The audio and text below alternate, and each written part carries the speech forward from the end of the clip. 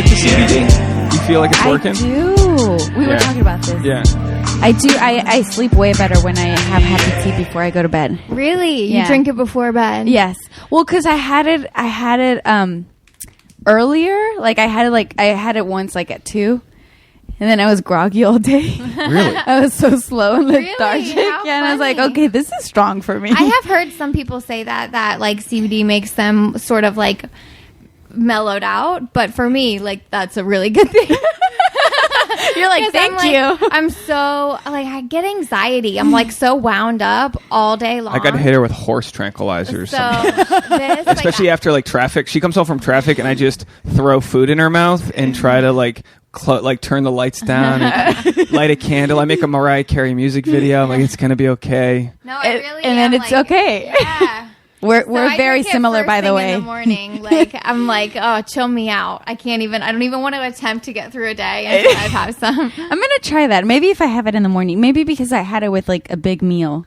Maybe that it might make a difference, right? Well, I got like a neck thing, so I can't look to the side too often, too long. I can't watch TV like laying on my side. But the other night, I'm not, and it's weird because you don't feel it. But the other night, I was sitting on the couch watching TV, like with my head to the side. I'm not lying. That would require hours of me stretching afterwards, just because my neck's fucked up. But for whatever reason, it was fine. I'm not saying it's because so of the this, CBD but is helping. It could. I mean, I wish you could know. Are you not believing? Well, you know how like if you take NyQuil, like an hour later, you're like, whoa, this fucking shit is working. With this, you can't tell, but here, can I give me? I think you have to be a little bit tuned in, like you have to be paying attention. You do, you do it's not because like you don't have the THC. You just have the CBD, so you have to pay attention. Tasha had, and by the way, everyone, we're with Raquel Pomplun. Woo! Hi. Thanks for joining us. Thank you for having me. I'm excited to be here. We were talking about the happy tea because I noticed that you were both commissioned to test it out. You're lab rats. We are lab rats. I love it. But you know what I love? Like a lot of times they do these Instagram lab rats where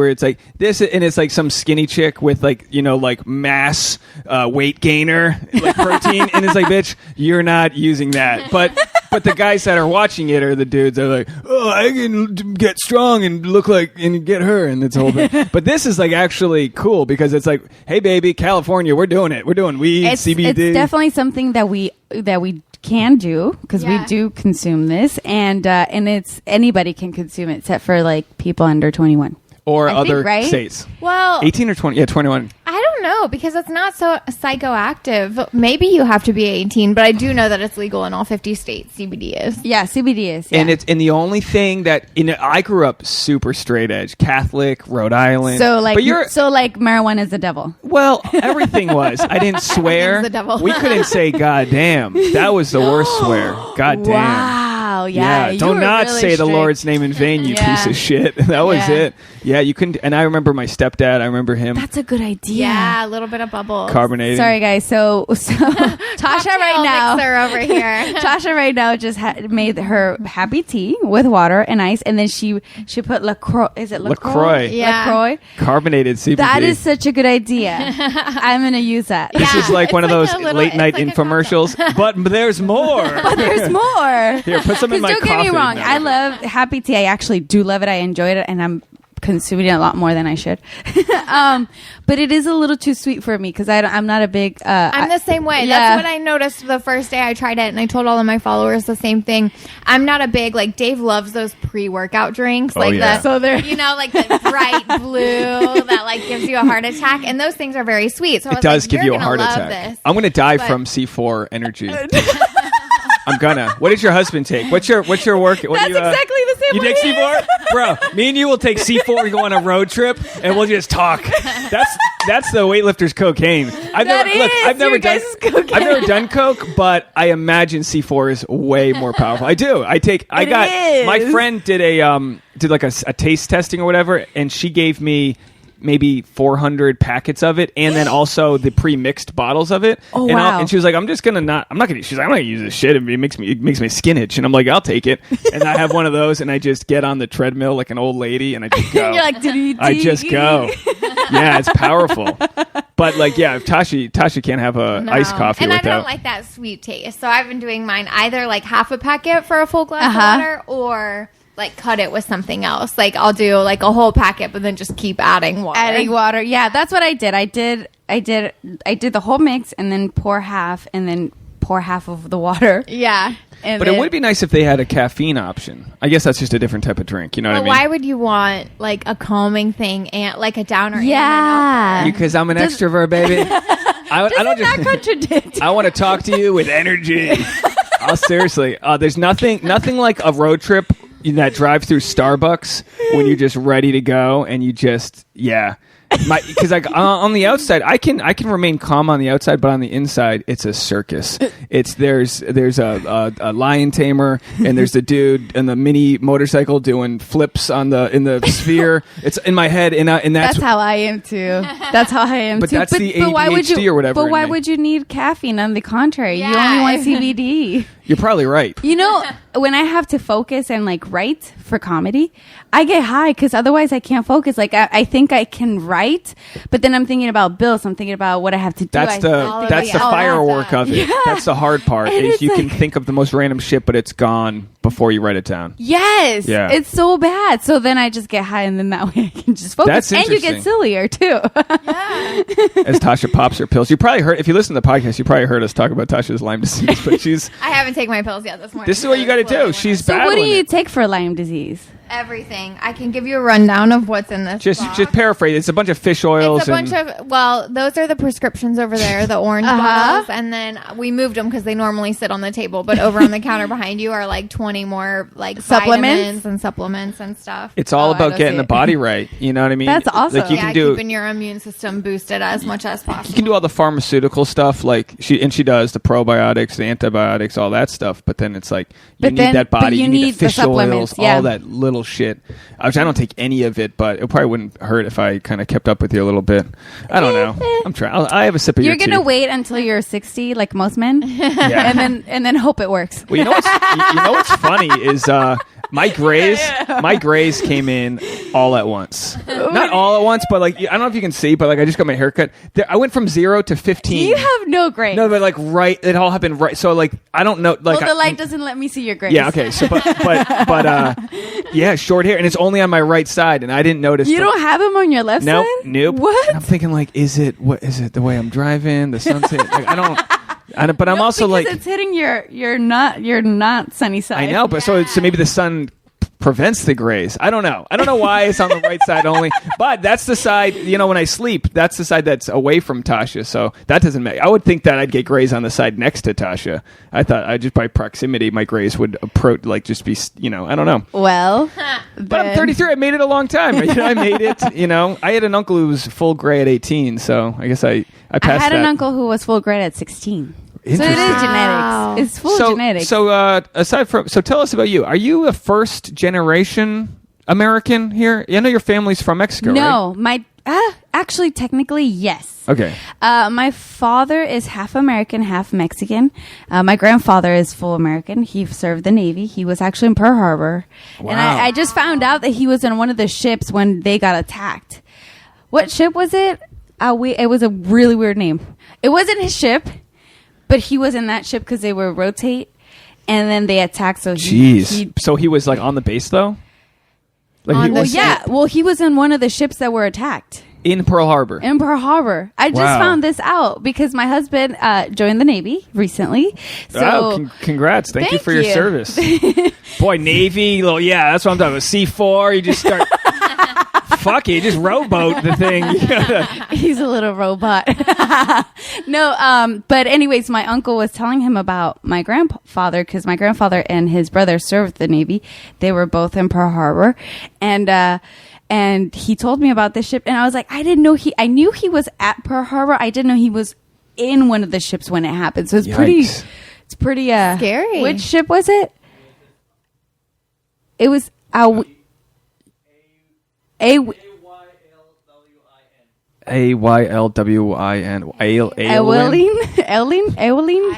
Boy, way to make a U.S. ship the hardest to pronounce. Aylwin, yes. Aylwin. I remember now. So it was the Aylwin ship. The Navy scares me the most because, and I'm not like claustrophobic, but that just seems. If you're going underwater, right? you've been in a submarine. In a Holy submarine, shit. that's so claustrophobic. I'd be like, the pressure's killing me. But I always think I would love the camaraderie of it all. I love being with the dudes. It's so, I know people listening, if they've served for like, fuck you. Like, they're like, F you. You know what I mean? Dudes. But like, I love but like. they do have a huge camaraderie. I work a lot with veterans. I like to, my line of charity work is with the veterans. And yes, what they have is so unique because only they understand each other, to be honest. Soldiers and veterans who fought that whole military, they have their own little circle, and it's so tight, really tight. And it's great. But what was that? Oh, I love seeing the old guys with their war hats on. I love just the old do you dudes. thank them? I always thank them for their service. I try to, but I'm also here. I never knew. They need to have a class on this growing up. I never knew how to talk when you're walking your dog. I never knew if you're supposed to stop when the other dog owner stop. Like I never knew the etiquette of that. I never knew the etiquette of like thanking veterans. You just thank them. I had a friend in high school who used to wear his like Army fatigues, but he hadn't even served yet. And we went to a Red Sox game, and he was accepting all these beers from people. And I was like, look, I'm not trying to sound petty, but I was kind of like, man, you better share some of that because that's bullshit. You haven't even gone out there. You're taking these $13 pints of beer, but because there is that out there. Not that he wasn't doing stolen valor. He was doing like valor. Well, he had committed, I guess, so he was fine. He committed. He can be sent at any time. But no, my dad was Vietnam War vet. Oh, well, so, thank you for your service. Well, I have nothing to do with it. But yeah, so it's interesting. It's interesting to see. It's interesting just the brain and the soul and how it all comes together and the impacts that our pasts have on us and all that. And we focus that energy with the podcast more on how. We always say it's like, how did your parents fuck you up? But it's like, how were you imprinted based on your growing up? I think it's both. It's both. It's a little bit of both. Like I was saying before we started recording, I really enjoy. Actually, I do remember now about your dad. Your episode of when you were driving back from. Where were you driving back from? St. Louis. He was in the Jefferson Barracks Memorial Cemetery. 200,000 veterans. Yeah. Which is crazy, right? Wild. Yeah. I'd never been to a... Oh, jeez. I have because of my grandfather. So I've been in a place like that. But the thing is that whether your parents were great or your parents were horrible, they have a huge influence in your upbringing and how you think and how you are right now. And you don't realize it until you get to the point of maturity where you're like, oh, that's why I'm this way. Yeah, that you want to like take a deep look at it, dissect it a little bit, understand, because it takes like holding up to a mirror to yourself is like sort of a brave thing. It's such a brave thing. And once you get there, I feel like everything's clear and easier. And then at least you don't need to have an excuse. You just need to have an explanation to understand. And it's like, okay, well, this makes sense. Okay, how can I avoid this? Or how can I avoid repeating or making and that's the key to life, I think, is that if you don't learn how to avoid or prevent previous sort of incidents, you'll be faced with the same conundrums.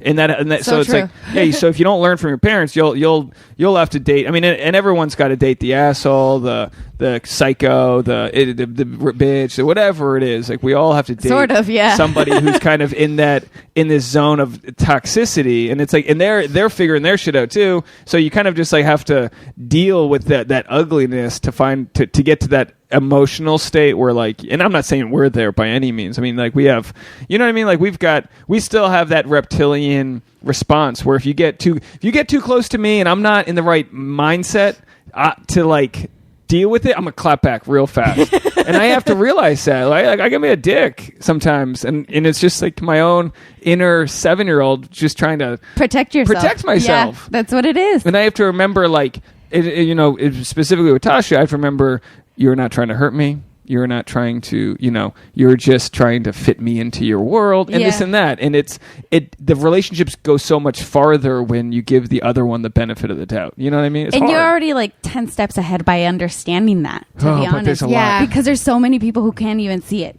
They can't even see it, let alone understand it. How long have you guys been married for? Actually, our 9th year anniversary is tomorrow. Wow. It's so embarrassing because I'm so excited. 9 years. Congrats. Thank you. That's amazing. So you guys, you've passed. I always say this. Like I always say this on stage. Like I don't have anything against marriage. I have something against engaged couples because those are the cocky ones that haven't done anything yet. They're like, this is it. Like we have some friends that are recently married, and it's like good for you, but like talk to me in a couple of years. You know? Yeah. What I mean? So you're 9 years in. This is all about you giving us advice. Then what's the secret? The secret, and honestly, it sounds very like cliche, but it's true though. Communication. Like recently we discovered something. I discovered that I don't get closure from my husband whenever we get in a fight. And I didn't realize it. And I didn't realize how much it annoyed me until recently because I was able to like identify it as the problem. It wasn't that we were getting in a fight, which we hardly ever get into fights. But when we do, it was always like blah, blah, blah, blah, blah, blah. And then we separate each other because we're both exactly the same in that term. Like if I'm like mad, I prefer to walk away and think about it and chill out before I keep hurting you. Yeah. I'm the same way. I need space to like process how I think and like how I'm feeling. Because otherwise I'm just going to be throwing daggers. And like, I don't want to do that. And you probably don't even feel that. You probably don't even feel that horrible about that person, but because you're mad at the moment. If Tasha were a video game, she'd have unlimited daggers. She would just, the quills just nonstop. Pew, pew, pew. It's like, when does the arsenal drain? No, it's there forever. She's got that nuclear fuel ready to go. And yeah, it's interesting. Because our biggest problem was I'm the type who wants to solve things right away. It's life or death right away, and that's dangerous because if the other person needs space. Sometimes I made it so much worse and so many times because you needed to fix it right away. I was and it was with such good intentions. I've made things worse. Such good intentions where sometimes you just need to walk away. Yeah. And then you also can see, like, let's say like I was the one that was harming my husband. Let's say I was the problem, right? And then I walk away because we both made that choice from day one. We're not going to argue when we're mad. We're going to argue when we're both like calm down. And then we'll talk about, okay, this is what I felt. This is what I felt, blah, blah, blah, right? Many times I realized that I was in the wrong by doing that. And I was like, you know what?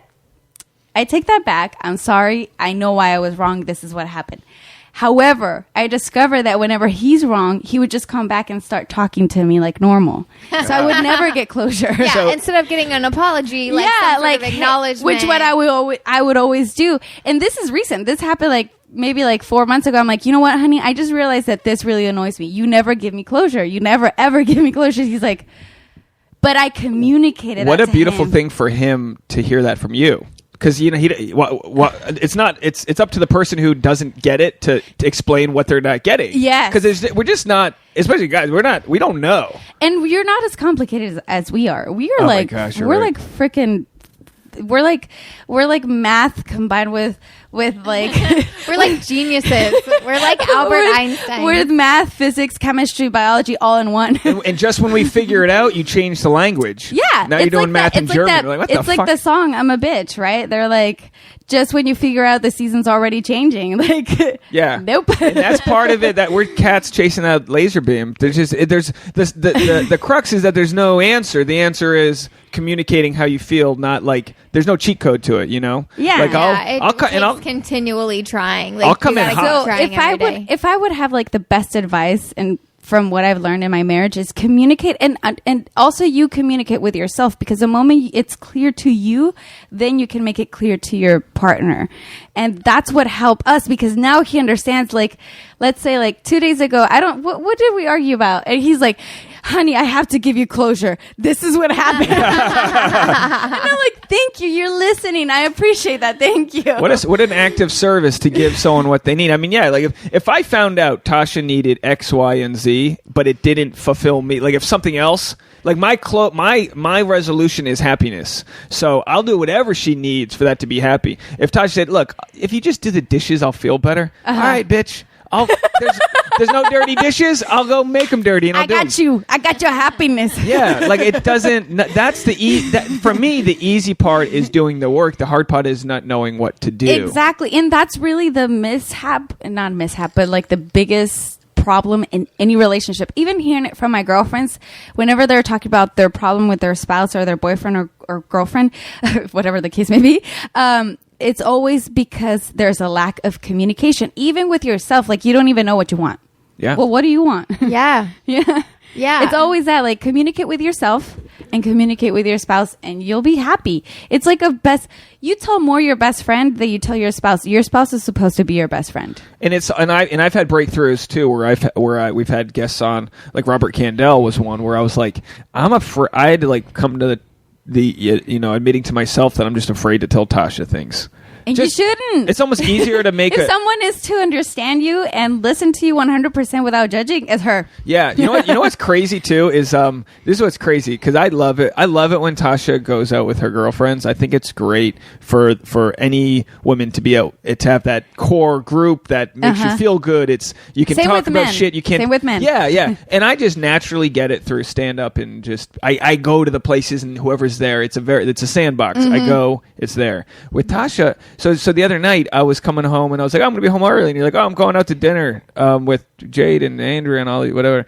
And it's like, and I'm happy. Oh, cool, whatever. But on the inside, I'm like, I would have never had the balls to be like, I'm going out to dinner with Jay and Nick. I couldn't do that. But why? Because I'd feel like I'm abandoning her. Like I can do it for work. Do you know what I mean, Tasha? Sure, but, Robert Candell said that's your own personal hang-up. Wait, question. Here's a question. Here's a real question. Has she ever expressed that she feels abandoned when you do that? Not with stand-up, I don't think. Because if I have shows that are, like, anything interesting at all, I'll be like, you want to come? But usually it's when you go to dinner, like, let's say you go to dinner and you didn't even tell her, but you just went to dinner. Has she ever expressed, oh, you left me hanging? I don't think so. And honestly, I'm trying to think of an example where I go like out to the movies with the guys. There aren't too many times where I go out with the guys. I kind of get that social life from stand up, but I don't know. But That's so I'm just true. like, We do get I'm that like, social man, life from stand up. I'm like the fucking balls that Tasha has where she can, and it sounds so stupid to say this out loud. But then that's something that you have internally that you have to deal with. Yeah. No, absolutely. And you know what? And it also has transpired too from Tasha has in the past have talked about your ex before in natural ways where you're like, oh yeah, so and I'll be like, geez, I would have never done that. Like I had an ex who wanted who reached out to like collaborate with us. Because they are a podcast listener. And I was like, it took me 15 minutes to be like, Tasha, look, I wanted to explain to her that my ex reached out to me and it didn't feel like cheating, but it felt like wrong. You were doing something wrong. Because as a guy, I can see the risk there if I found out Tasha was communicating with her ex. Do you know what I mean? It's what the society culture has imposed on you. Because as my husband, he's not part of the show, but he's here. As my husband, I always make him talk to me about his exes because I want him to understand that it's safe and it's okay. Because sometimes I'm going to talk about my husband's my ex and excess, and I want him to know that it doesn't come from a place of caring. It comes from a place of like maybe reflection, whatever the case may be. For him, it's so hard to talk about his exes. Yet, because I tell him like, no, it's okay. Like I want to know, like, how is she like? Blah blah blah blah blah blah. Just because I want to know. That's because I'm a freaking curious person and I'm a scientist by heart. Yeah. I like to do my research. Well, that sounds so crazy. No, exes are like Super Bowl losses, right? So like you don't want to talk about them. They happened, but it's not. You know what I mean? That's so true. So it's because it's not a preseason loss. That's a one night stand that gone wrong. With exes, it's that's like so true. Your parents thought you were going to win the Super Bowl. They thought that everyone was that was the thing, right? Is that a good analogy, Tasha? Yeah, that is a good analogy. The best analogy. I know as a ever. Bengals fan, Tasha doesn't truly know. I don't know what it's like to go to the Super Bowl. But you understand that. But it's like we're all Chargers. Don't worry. We all feel like we're special people. We value ourselves. Like you don't just date someone to kill time. Like you saw something good in them, and I have to be okay with Tasha seeing something good in her exes. And there's a reason why they're exes too now. Yeah, and that's the important part. Yeah. So did you feel weird that I brought that up with my ex? Not at all. Yeah, and we were driving, and I was like, I didn't wait on it for a long time, but like I waited till I was like, this could be a business deal, and I was like, man, if Tasha's ex had a business deal for us, I'd be kind of annoyed because like a few times Tasha had her ex watch the dog. And then he's sending photos of the dog, and they're all having fun. And I'm like, man, fuck fuck you. I wipe that dog's asshole when he's sick. That's my dog now. Yeah, I'm the stepdad to that dog, and I'm not giving him back. But it's weird, but it's all down to perspective and how you see things. Yeah. I feel like it all comes down to that. Oh, well, I'll say it was just brutal because we were literally in Kentucky at our parents' place building a patio. So we're putting 700 pounds of stones, back-breaking work. And this is what he was talking about, like doing work at your house or your house. What was it? Probably Tasha's. Yeah. It was. I mean, don't get me wrong. Her parents are great. They flew us out. We did it in the beautiful patio. But I'm doing this work, and I'm just a mule because I don't want to be. I'm not the. I'm not that like OCD kind of like make every stone perfect. I'm like, I'll just carry all the shit. You measure it out. And then like she's getting texts from her ex showing like the dogs like playing by a waterfall, and I'm like, man, fuck this shit. I'm a fucking chump but she's not smiling because it's her ex. She's smiling because it's her dog. Yeah. But for me, I was like, ugh, and then you should have been like, let's take a selfie, send him this. Yeah. Actually, early on. Yeah. Holding 800 pounds of stone in one hand. Here you go. Early on in our... Thank you. This is what we're doing. No, and I'm just like, I'm 10 pounds from my goal weight. I'm white. It's May. It's not summer weather. And I'm bent over now. But it's, that's the weird thing too. Like we, early on in our relationship, we went on a hike and we walked by your ex with your ex's new girlfriend, right? No, with his new girlfriend's dog. And he never wanted to walk my dog, but he was out walking his by himself with the dog. And Dave and I were out with our dog.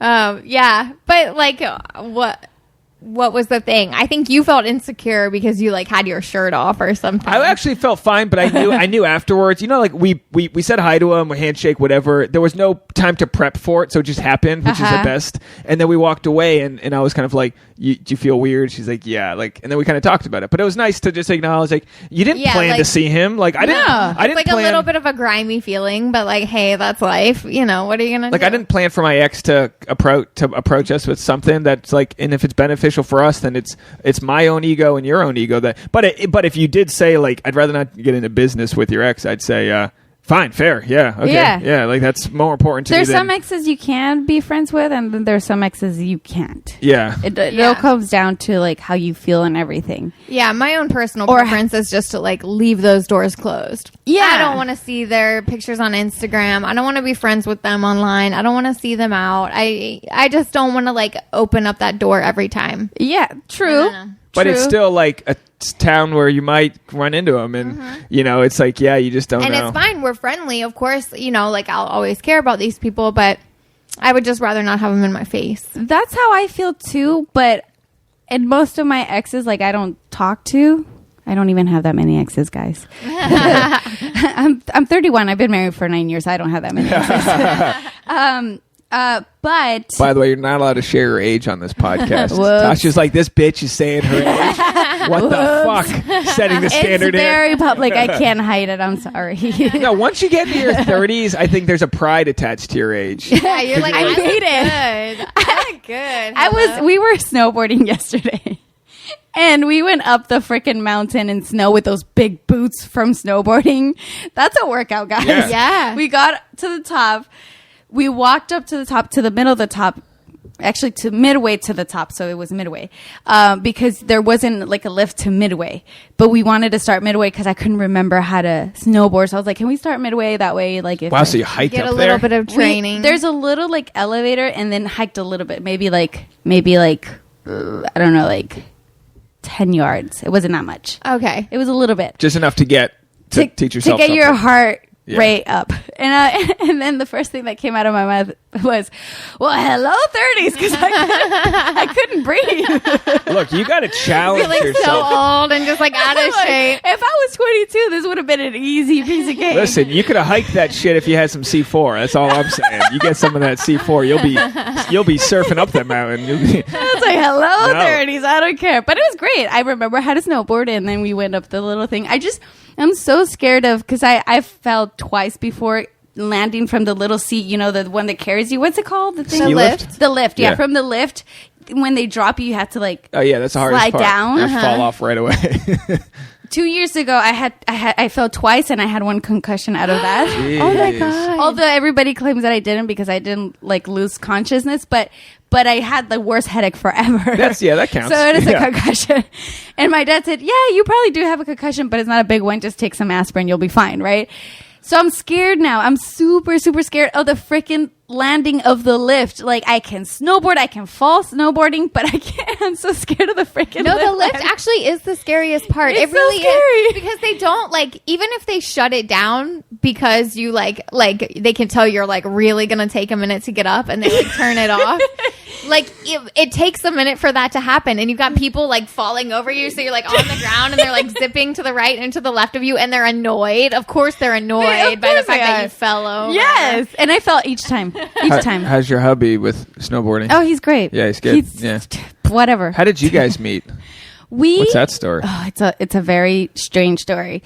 Have you guys seen the movie Serendipity? Yeah, love Serendipity. It's basically Jeremy that. Piven's the supporting guy. Who's the main guy in Serendipity? It's the same guy from This Is 40. What's his name? Fuck.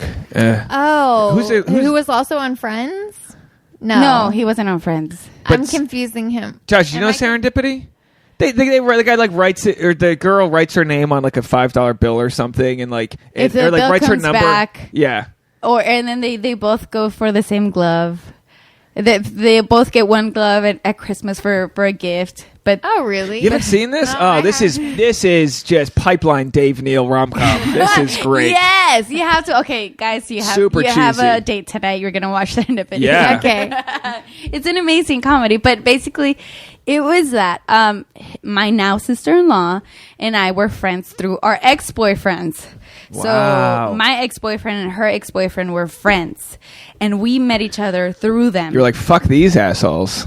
Pretty much. They both cheated on us. Jesus Christ. And we both like sent them to hell. Yeah. And then we went partying all the time after that. And then she went to she was from high school. I was already, because we're 3 years apart, I was already in university, and she was going into the university. So when she went to college, to not say that word because it's so long and I can't pronounce it. When she went to college, she kind of like stopped partying. She focused and stopped partying. So we kind of went our separate ways. And then a year later, not even a year later, maybe like 9 months later, my brother's girlfriend at the time, I never met him, by the way. All the time that I partied with my now sister-in-law, she did mention once that he wanted to meet me because he saw a picture of me on MySpace. Okay, I was going to say MySpace. Yeah, I'm trying to do the math so here. long ago on MySpace. Get that MySpace game. That's what I'm talking about. But she thought it was funny, and she never thought of like introducing us because in her head I was her friend.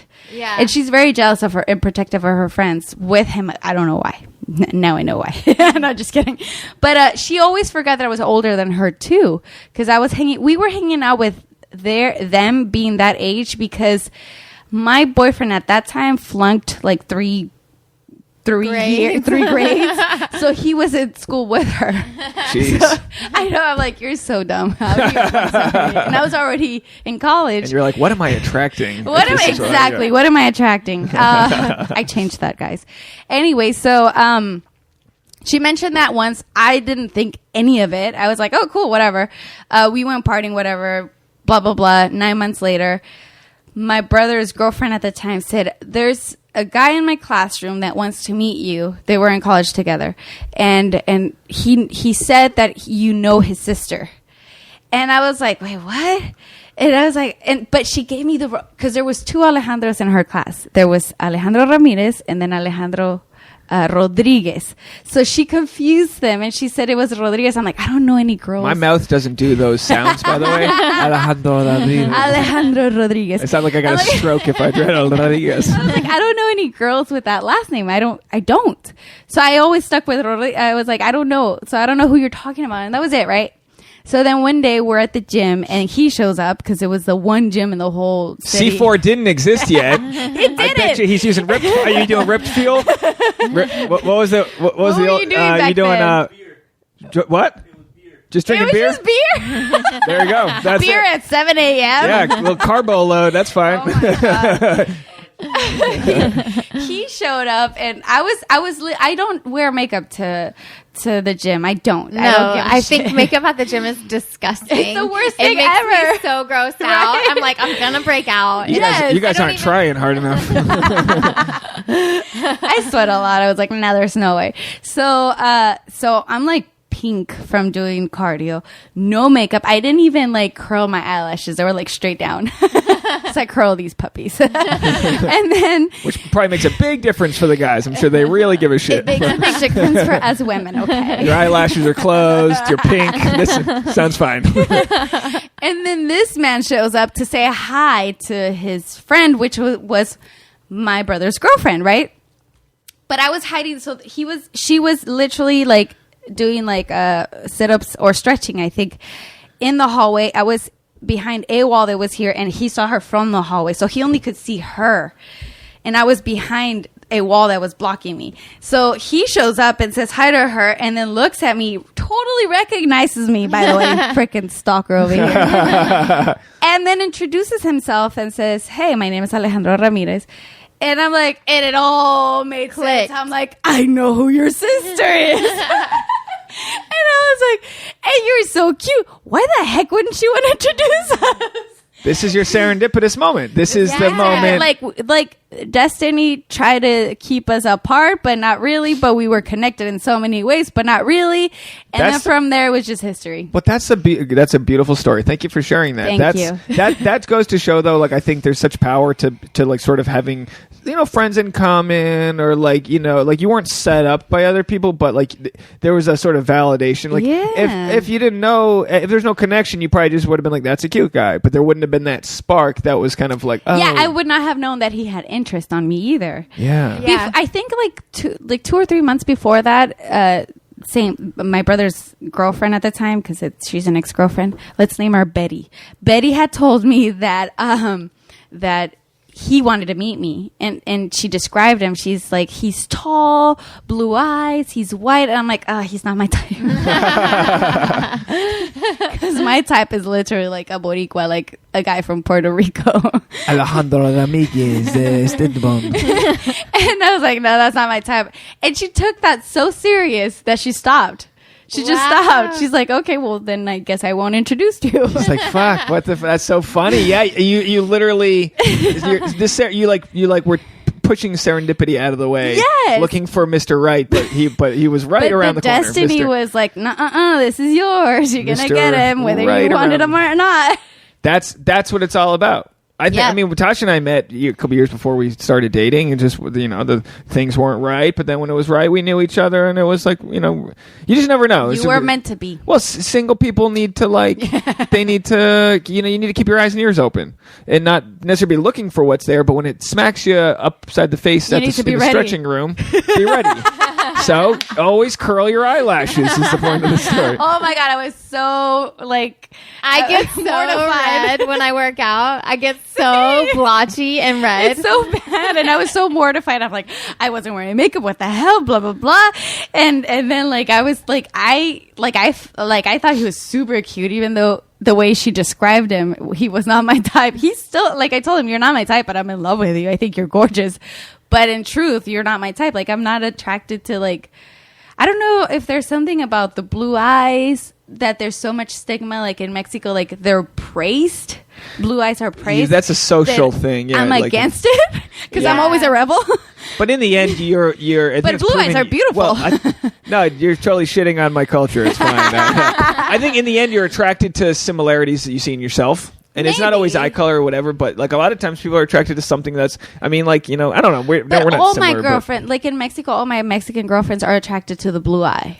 So I think it was just me being rebellious. Interesting. Like, because the blue eye is praised in Mexico. The green eye is praised in Mexico. And they're slutty.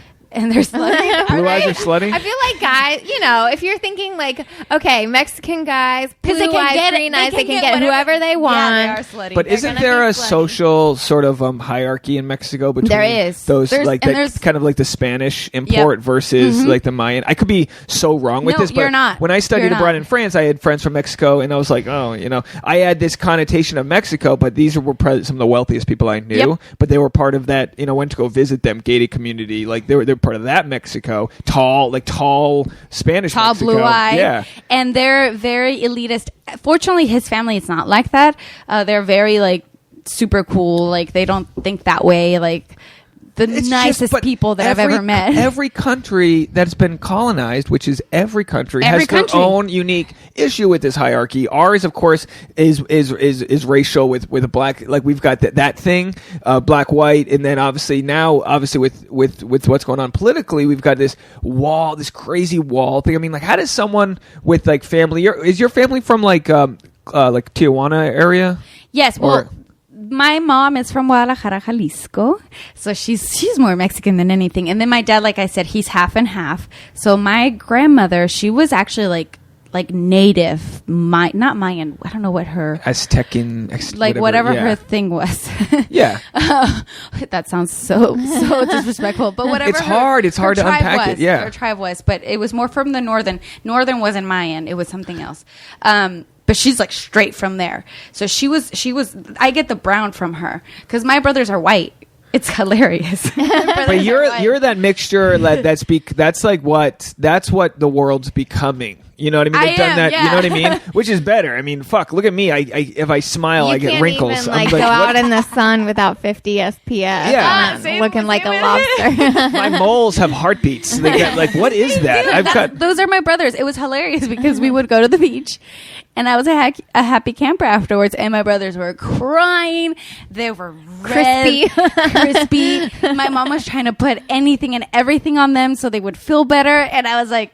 Yeah, and I would just walk away. There's that ginger, like Louis C.K.'s from Mexico. You know Louis C.K., right? He's a ginger, and he grew up in Boston, but he's from Mexico, and his parents are from Mexico. So like you don't realize that's when you think of Mexico, you think of the dark skin and kind of like where you've got that. But it's a giant country. It's one of the largest countries in the world, and I think it's heartbreaking for me because I love Mexico. I've traveled all over Mexico, and it's like it's just a country that's not that we're in any better shape. But like, just it's got so many great, beautiful natural resources. The people are amazing. I've always said my two favorite people, or Canada's good people too, but Belgium and Mexico.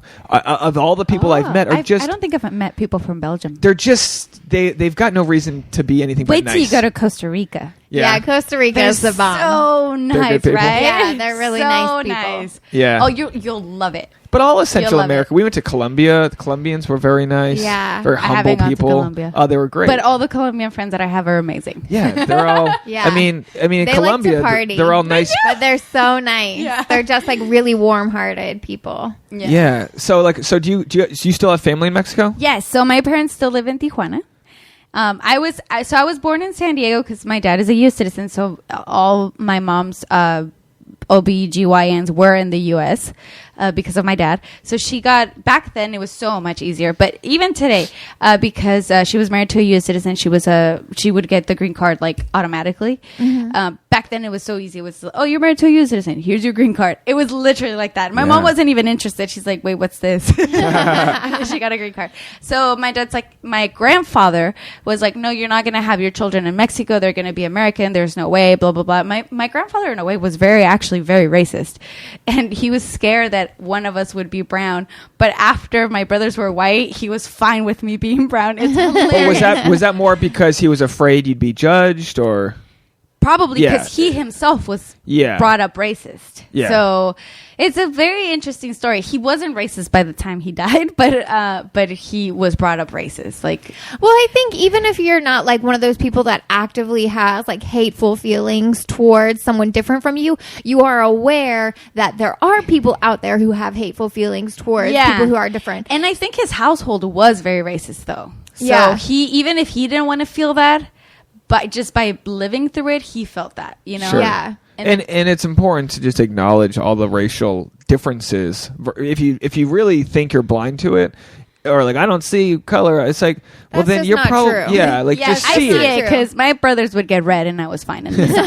It's like see it and appreciate it, but also know that like you just have that's what you're working with. We all have something in our toolbox we're working with, or race exists. Yeah. It's just how are you raised culturally? That's all. Yeah. Don't be racist. So you can literally drive. You drive down to visit all the time, Tijuana? All the time, and I see the new border and it's the new wall.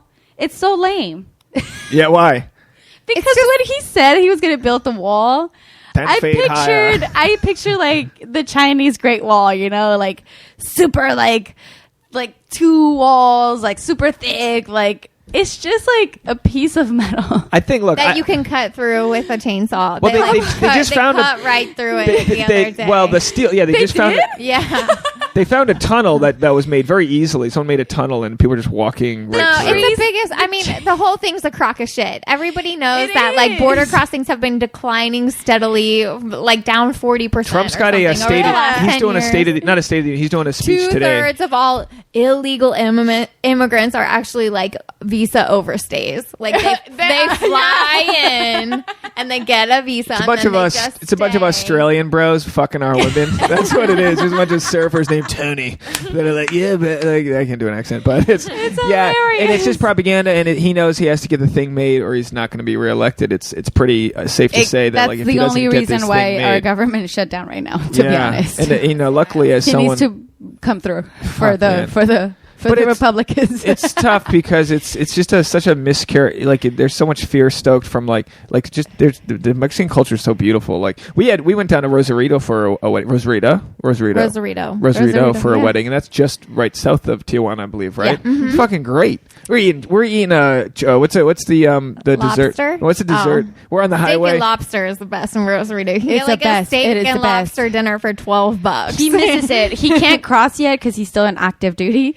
And he's like, "Can you just bring me some tacos?" And I'm like, "They're gonna be so saggy." And like by the time you sit through the traffic for an hour. That's what I love about. Do you have like a fast? But how do you get through the traffic on the way back? If you have a passport card, I'm not eligible for the Sentry because my brother has a record. Oh, but you can't get something because your brother, or because I'm directly related to him. Really? And I've argued before. I'm like, I was 13. Like I had no idea what he was doing. We're 7 years apart. There's like. I argued. I already appealed. At any point, do you move on from that? Is there a certain time frame? I'm hoping, but now probably with Trump, after I like think 7 to 10 years. I don't know. It's been. Wait, so your brother's got it's almost going to be 20 years. There's no way. Because your brother has a record, you can't do the fast pass? I can't do this. Yeah, the global Sentry. So, but there's 3 ways to cross. There's a regular passport. There's the passport card, which is called the Ready Lane. And then there's a Sentry. Wait, but what did your brother do? Now I'm really curious. I don't know if he would like me to make it public, but it wasn't bad. He didn't kill anyone. It is bad. You don't have to share it if you don't want to. It was bad because it was illegal, but he didn't kill anyone. We do illegal shit every day. It's whatever. It was something comparable to a DUI, but it wasn't. Well, we had a guest. We had a guest. Actually, it airs next week, our Valentine's episode. He's a comic who got busted for like 200 pounds of marijuana. So it's like it's something in that.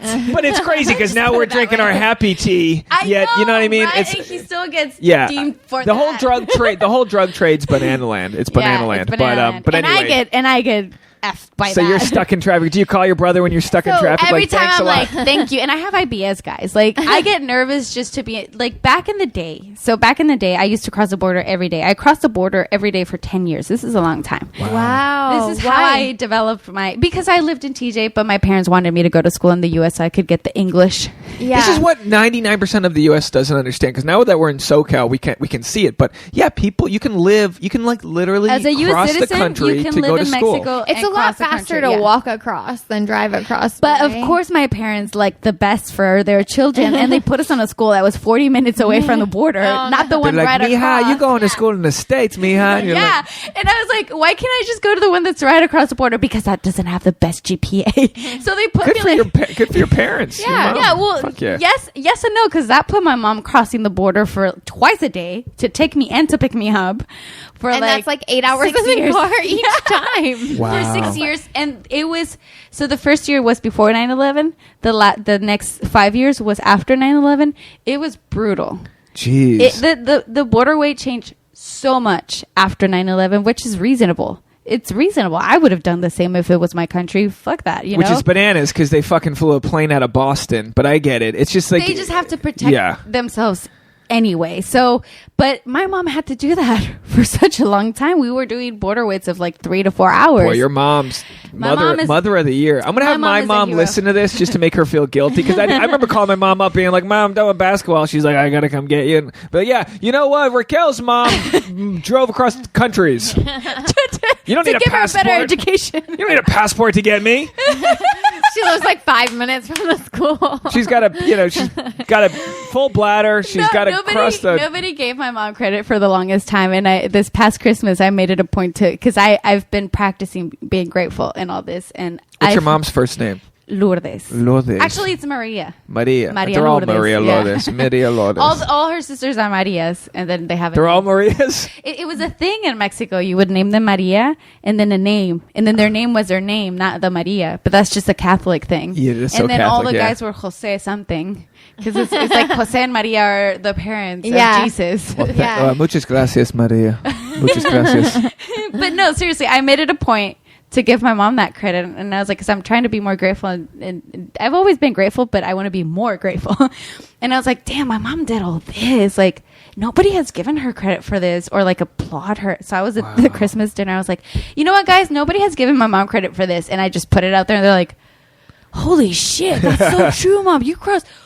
You've crossed more than all of us. And I'm like, that's right. And I'm like, let's give applause to my mama. And my mom, it kind of like sunk in. She didn't realize it either. Dude, that's why I said it out loud. Moms will literally cross borders. Moms will do anything, and that's anything. When you not look all at moms, but most of the moms. Well, moms had that just have that understanding. I mean, that you know, like my mom was a single mom, right? So she worked in a different she's state. a warrior. She didn't cross the border.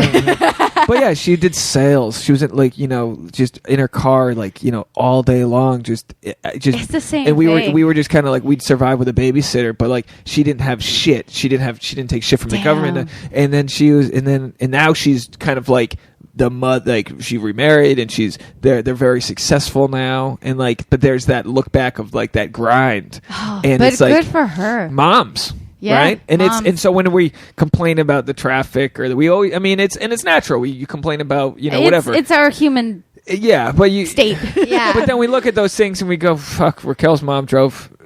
She bordered it. Yeah. Yeah, that's fucking, I can't complain about traffic. My mom crossed the border twice a day. So how did you get? So were you a citizen? Yeah. So my brothers and I were burned. We were burned in the U.S. Burned in the U.S. Born in San Diego. Okay. My mom had all her, care. What is it? Prenatal and natal care. Is that how you say it? Yeah. In the U.S., she never had anything in Mexico. It's not like there's a lot of instances, and this is very common, that women would get their care in TJ and then just cross to have their babies. That was in my mom's case. My mom did have her doctor in the U.S. She always says his name because she had the same doctor for the three of us. Dr. Jose Ramirez. Dr. Lab? No, he was American. It was a Dr. Lab or something like that. And I want to remember. Anyways, and it was funny because she always says this joke. I should actually use this for my stand-up, but she's like, well, he was there for your brother's birth, but for you, he was actually in Costa Rica or something like that. He was out of the town because you were early, Raquel. You were supposed to come until November, and you came in October. So the doctor that received you was a Dominican doctor, and that's why you're brown. Hey, that makes sense. He passed on the color to you. I'm like, oh I'll give you this Instagram filter. I'll give you this. You're this pleasant shade. He totally passed on the color to you. You were white in my womb, but he passed on the color when he got you. That's science. That makes perfect sense to me. We're almost at an hour, and I wanted to ask you a few questions before we go. Okay. So this is a complete left turn. So how have you been able to manage dealing creeps online, because you've got a sizable Instagram following. Does your husband read the comments? Are they polite? Neither one of us do. You don't even go there. No, you know what? The way I ended up in this industry, because I was actually in biochemistry, majoring in biochemistry, is because I wanted to pay for school. I decided that I was going to post for Playboy to pay for school. Really? My husband was on. He's like, totally do it. Like, you need to pay, you need that money to go to school. Because honestly, aside from my parents and my husband, I mean, only my parents and my husband, are the only ones that seen my intellectual side. And my husband was like, sorry about that. The mic gave out as soon as you said Playboy. The mic went limp. Shouldn't it be the other way around? Yeah. They're the only ones that see my intellectual side. My husband's like, you can't give up on school. Like, you have a future. And look at me. I didn't even finish. I've always modeled. I've always been a model, but I stayed short. So I'm 5'6", and then when I hit puberty, I got a butt. And to my agent, did the doctor give you the butt too? The Dominican. Here's your ass. Here's your ass. So to my agent, I was fat, and I was like, I'm 17. I shouldn't be worrying about my weight. I was actually a pretty smart girl because most women would have been like, oh my God, I'm fat, and like obsess about it and have issues because that's what we do as women. And fortunately, I had such a good base in my family that I didn't think that. I just thought, I'm not gonna screw this guy. I'm just gonna focus on school. So that's what I did from like, I don't know, like 18 to like 22. But I was still modeling on the side. I had a bunch of photographer friends that still wanted to shoot me, and I was like, yeah, let's shoot. So my coworker said, just post for like something like Sports Illustrated, get the money, and then just finish school. Like go back to modeling and do like print work. And I'm like, it's easy to say, but like no major agency is going to get me by 5'6", because they only see that first, and then they see if you can do print work, you know? Yeah. And she's like, post for Playboy. I'm like, haha, you're funny. Like I'm already married. I told my husband, and my husband's like, yeah, totally, post for Playboy. So the joke's on me, right? Is that how it works? You just decide to post for Playboy, and then you call you them don't. up? It took a lot Playboy? more. It took a lot more mentally and mentally. But that's a very classic. I mean, it sounds funny to say, but like Playboy is a very like artistic. It is, shot. but in It's a not way, graphic. like my parents. I grew up with Playboys around my house. My parents are very open minded, but my parents' family aren't. Yeah. I think Everyone Tasha's around. the same way though, right? Like where you're probably open minded to that, but your family's not, in the sense that like, But like, are your parents like open to that? No, they would not be cool with it. Yeah. they're not open so- sex. Like No, they're not very So, like. but my parents were, so in a way that kind of gave me like a little green light to do it.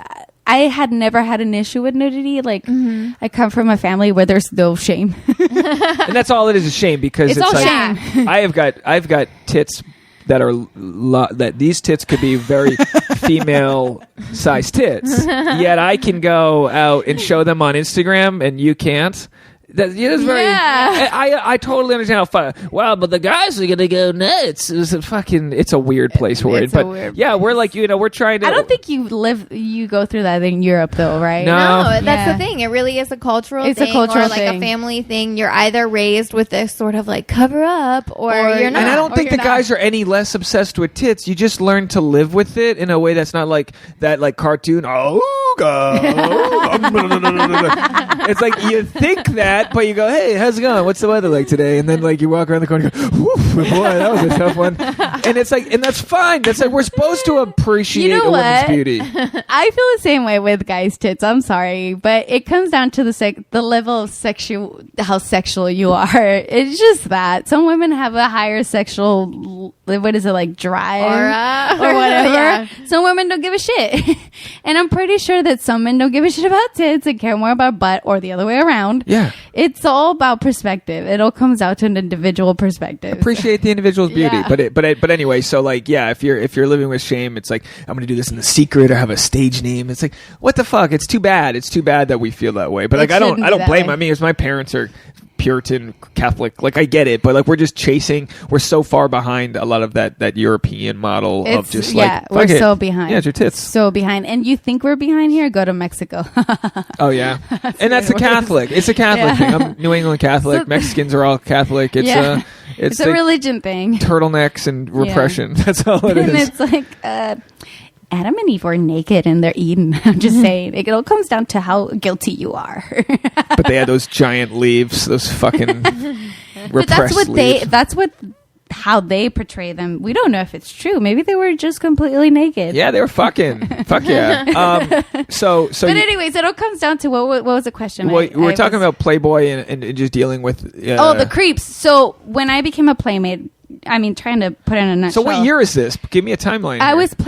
was Miss April 2012. Jeez, I sounded creepy asking. I'm not I asking, know. but everyone's paused and now they're googling you. I'm sorry. Don't Google and drive, especially me. April 2012. And okay. then I was Playmate of the Year 2013. Hey, congrats! I was the first Mexican American Playmate of the Year. Wow, That is How crazy, right? amazing. Stepping we stones. get royalty on the podcast.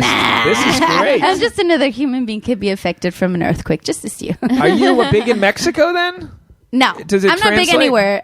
Playboy is popular in a different way, and you're only famous in the Playboy community. That's it. Like, nobody else recognizes me anymore. Well, Tasha did a shoot, right? You did a shoot with a photographer who's had a lot of his work picked up in Mexico. Who was and it? Santiago Perez. You should introduce him or whatever. But he's and then you like went to Coachella with him and for a shoot, and it ended up being on some Mexican in some Mexican newspaper, I think, right? Ooh, your photos. Girl. So I'm reading comments trying to Google Translate on her and be like, the fuck's this guy saying? And he literally said something, and I translate it to like, you have a cute backpack. And I'm like, man, fuck that slang. But then I look at the photo, and she had a cute backpack on, and I was like, yeah, that was very fair. That was a cute backpack. You're very fair. That was very nice of you to compliment her backpack. No, but when you post for Playboy, and you get the creep of the creep instead of the creme of the creme, the creep of the creep. You learn to just ignore the creep of the creep. I think we should call that this episode the creep of the creep. The creep of the creep. You learn to ignore it. 1, from day 1. 2, I've never given a fuck ever in my life. Sorry, can we cuss here? Yeah. Yes. I've never given a fuck. Obviously, of course, for Playboy, even though my family's very Catholic.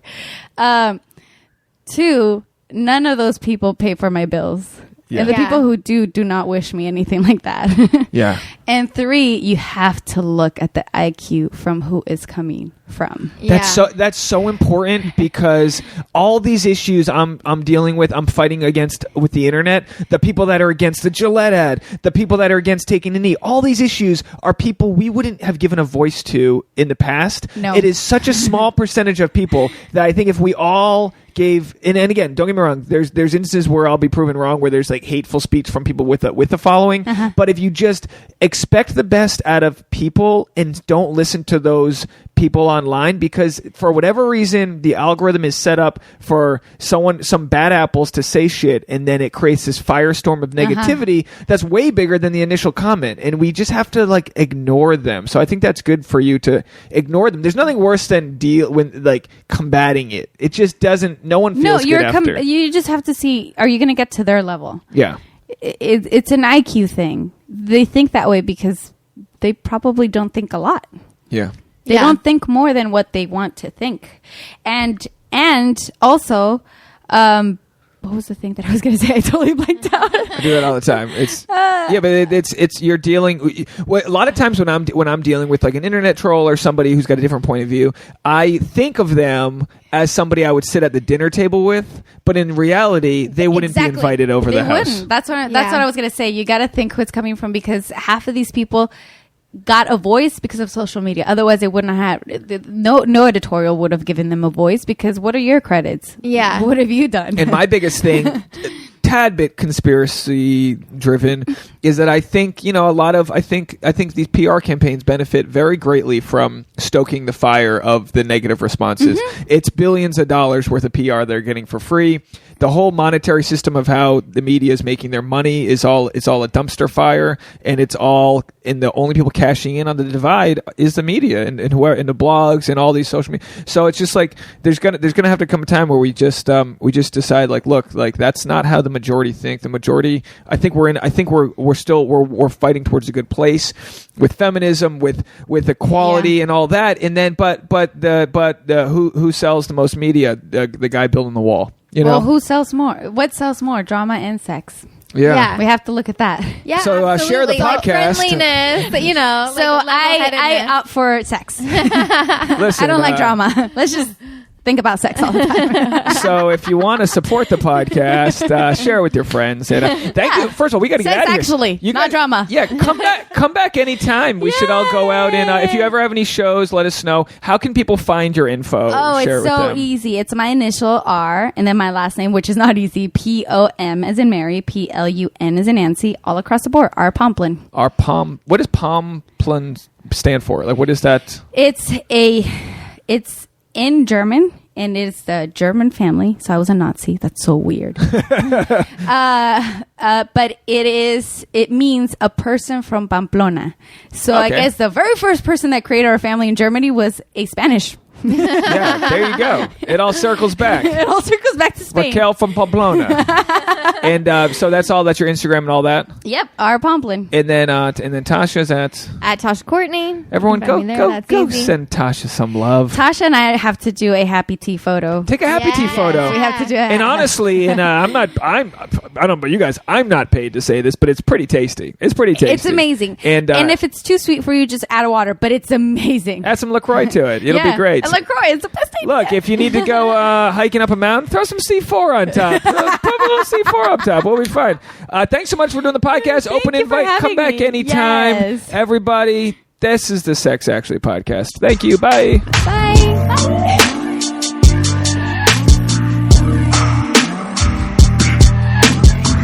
SAP, baby.